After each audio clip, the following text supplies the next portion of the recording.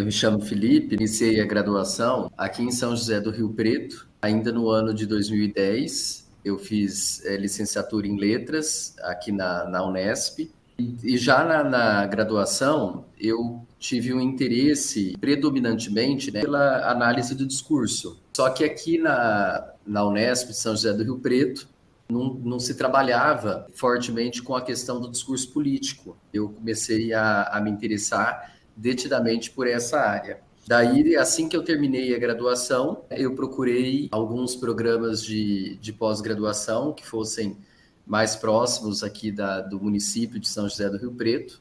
E eu encontrei em São Carlos uma gama de pesquisadores que já tinham pesquisas de longa data sobre o discurso político, né, e análise do discurso também muito fortemente aí na UFSCar. Fiz o processo seletivo e ingressei no mestrado. Já no mestrado, eu trabalhei com o discurso político, mas vamos dizer assim, enquanto comentário, né? Então, eu analisei as noções de golpe no contexto político de destituição da então presidenta Dilma Rousseff. Então, toda a minha pesquisa, né, também com a Vanice Sargentini, a mesma orientadora minha, agora também do doutorado, foi nesse sentido, né, analisar como essa noção de golpe, ela circulava na mídia brasileira, em especial, né, nos veículos de comunicação da Folha de São Paulo, do portal Carta Maior, e também de um outro veículo internacional, né, o Le Monde. Logo em seguida, eu ingressei no doutorado. Só que eu mudei um pouco o percurso de análise, porque eu passei a analisar o que a gente chama de movimentos de coerções de fala. Eu passei a analisar os movimentos, né, do politicamente correto, da cultura do cancelamento, do lugar de fala e até, por último, né, do capacitismo, né, como esses movimentos eles se refletem nesse aspecto de linguagem e, portanto, também de discurso. A pesquisa tem sido essa desde 2021. Né? Então, assim, muita leitura, trabalhando com um tema super atual, e isso também tem suas dificuldades, né? Porque você está vendo a coisa acontecer, mas, ao mesmo tempo, você precisa fazer um afastamento temporal, né? Para que você possa fazer uma análise mais rigorosa, né? Muitos desses movimentos, né? E eu acredito que o grande guarda-chuva conceitual disso seja a liberdade de expressão, sobretudo nas redes sociais, né? Porque quando a gente fala desses movimentos, a gente automaticamente fala de redes sociais, mas não deixa, enfim, de eles serem capturados, principalmente em relação ao politicamente correto, ao lugar de fala, pela questão do identitarismo. Então, assim, a gente tem alguns movimentos, o movimento negro, o movimento feminista, que são movimentos, né, de forte legitimidade social, mas são movimentos que tentam impor alguns tipos de fala, né, de dicionário, vamos dizer assim, de uma linguagem mais dicionarizada, do que seria o politicamente correto. E quando a gente fala que esses movimentos eles são capturados pela racionalidade neoliberal, é porque interessa, né, para o neoliberalismo que tudo esteja com as suas marcas, não deixar nada intocado, inclusive esse aspecto. Então, ao mesmo tempo em que esses aspectos de linguagem eles servem para nos revelar uma nova emergência de sensibilidades, de discurso. O neoliberalismo conseguiu capturar isso através da fragmentação desses movimentos. Ao mesmo tempo em que se tem essas novas exigências, né, tem essas novas fragmentações. Então, você tem muito essa fragmentação de grupos. Então, é o grupo das mulheres, o grupo das mulheres negras, o grupo somente dos negros. E isso também faz com que a gente não tenha uma coalizão política, faz com que a gente perca as percepções, por exemplo, de classe trabalhadora como sendo uma classe una. A grande discussão que se faz hoje nesse sentido é que, com a noção de lugar de fala, a própria Djamila Ribeiro diz que esse conceito ele não foi muito bem desenvolvido e entendido aqui em solo brasileiro, né? Mas justamente o que se diz é que quando a gente faz as coerções desse tipo de fala, a gente tem uma interdição do debate.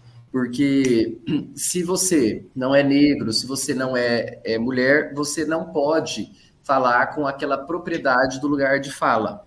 A minha questão no doutorado é analisar se isso é uma forma de censura, se for uma, a quem ela serve, né? Porque a gente acredita que nem todos ganham com isso. É uma discussão polêmica, né, que passa fatalmente pelo aspecto linguageiro, de produção do discurso, né, de como esses enunciados estão circulando, mas que está aí na mídia, né, o tempo todo. A gente inicia nos nossos estudos da pesquisa se perguntando das restrições da língua, né, por ela mesma. O meu trabalho tem uma perspectiva Foucaultiana muito grande. E a gente sabe que na ordem do discurso, mais fortemente, né, ali em 1970, se nós retornarmos a Foucault, ou mesmo, por exemplo, a Barthes, que foi ali um leitor de Foucault, e ele naquele livro, A Aula, diz que a língua não é machista, nem conservadora ou progressista, ela é simplesmente fascista. E quando ele diz isso, é preciso entender, porque ele diz que assim, o fascismo, na verdade, não é nos calar, mas é obrigar a dizer. E a língua nos obriga a dizer. Então, assim, a gente já teve muitos momentos que vêm e vão na nossa sociedade e que ganham visibilidade pela mídia, né, a respeito de como a própria língua enquanto sistema acolheria essas coerções que seriam ou não naturais, né? Então, por exemplo, a questão da linguagem neutra, né, da linguagem inclusiva. Então, ele discute isso, dizendo que a língua ela é eivada por relações de poderes. Então, por conta disso, né, a gente vai dizer, os nossos enunciados, eles vão ser ditos e circulados a partir dessa relação de poder instaurada em um dado momento na sociedade. Então, algumas coerções, elas já são da língua, porque veja que numa possibilidade de um sem número de enunciados, por uma relação de poder, eu vou escolher um ou outro. E daí eu vou deixar outros de lado, e esse deixar de lado, ele acontece de uma forma natural, pela própria imposição, pela própria característica natural do que é a língua no seu funcionamento discursivo. Eleger um enunciado, talvez mesmo que inconsciente, é deixar outros enunciados para trás. Tem a ver com as relações de poder, tem a ver com o momento histórico, tem a ver com a vontade de verdade, para dizer nos termos de Foucault. A língua tem essa coerção que é natural, mas você tem as coerções que são externas, que vêm da sociedade, por exemplo, essas dos movimentos que a gente está analisando. Então, essas emergências, né, essa nova sensibilidade que surge nesses anos recentes, ela é uma forma de coerção externa que se impõe à língua, e já tem naturalmente as suas coerções internas. Quando a gente fala de percurso arquegenealógico, né, nós estamos dizendo que nós vamos olhar para as características históricas da língua, como certos funcionamentos discursivos aconteceram ao longo do tempo, de forma contínua ou não. Por exemplo, se a gente for olhar, certos movimentos, eles têm a sua forma mais recente hoje, mas já tiveram alguma exemplificação em anos anteriores. Então, por exemplo, a cultura do cancelamento. Hoje, a cultura do cancelamento, ela se dá fortemente nas redes sociais. Ocorre que na Grécia Antiga isso já existia. Então, nós tivemos um exemplo disso a respeito, por exemplo, de Sócrates. O Foucault trabalha um pouco dessa noção, né, de que o quanto você falar a verdade pode custar a sua vida.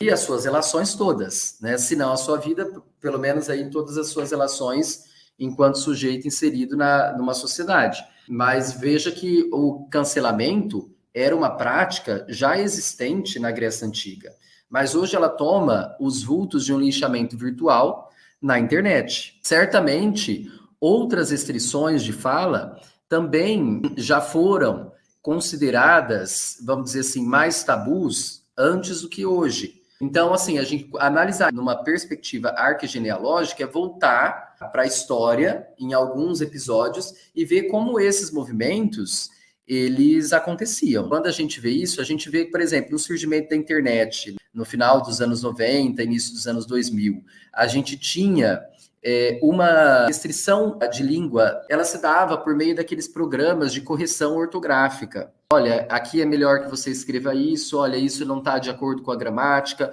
mas com o surgimento das redes, a gente não tem apenas restrições em nível ortográfico, em nível gramatical. A gente tem restrições de enunciados. As redes lançaram suas diretrizes sobre como a gente deve se comportar para não ofender os outros nas redes sociais. Então, veja que começou com um aspecto de superfície de língua, mas hoje a gente tem um controle discursivo mesmo, que é feito hoje pelos algoritmos. Se passou quase que sem a gente perceber para um governo de corpos, né? E isso tem a ver também com a racionalidade neoliberal que eu falava no início, porque veja que interessa ao neoliberalismo, né, ser um condutor de condutas. Tem, assim, uma consideração muito grande, né, pelo programa, porque era um desejo meu estar aí no PPGL, né? Como eu disse, eu andei logo antes de 2019, quando eu saí da graduação em 2015, mas nesse período eu andei procurando alguns programas de pós-graduação, mas eu confesso que o meu interesse maior era pelo PPGL, por conta de o campo, né, da análise do discurso ser um campo muito profícuo e muito forte, com considerável visibilidade nacional e internacional, né? Então, por conta disso, isso também me fez olhar com mais carinho para o programa.